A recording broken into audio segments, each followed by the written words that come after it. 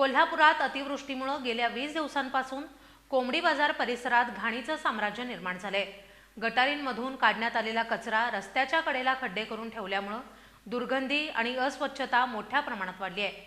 त्यामुळे दुकानदारांना मोठ्या तोट्याला सामोरं जावं लागतंय।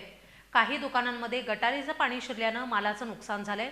परिसरातील अस्वच्छता आणि दुर्गंधीमुळे गिराहिकांनी या बाजाराकडे पाठ फिरवली आहे। कोंबडी बाजार इथल्या व्यापाऱ्यांना या समस्येचा सामना करावा लागतोय।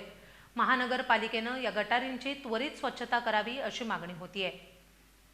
कोल्हापूर महानगरपालिका हद्दीतील कोंबडी बाजार परिसरात गेल्या 3 दशकांहून अधिक काळ दुरुस्त न झालेल्या गटारांमुळे व्यापारी आणि नागरिकांना प्रचंड अडचणींचा सामना करावा लागतोय। विशेषतः पावसाळ्यात ही समस्या अधिकच गंभीर बनली आहे।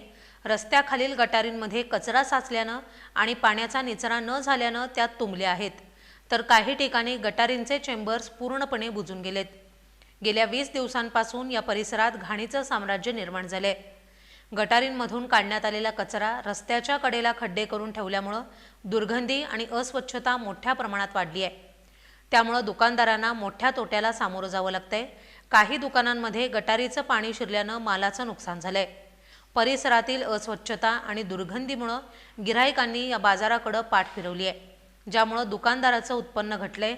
कोंबडी बाजारातील दुकानदारांनी आणि परिसरातील नागरिकांनी कोल्हापूर महानगरपालिकेकडे या गंभीर समस्येकडे तातडीनं लक्ष देऊन कायमस्वरूपी तोडगा काढण्याची विनंती केली आहे। गटारी पूर्णपणे साफ करून त्यांची दुरुस्ती करावी अशी मागणी नागरिकांनी केली आहे।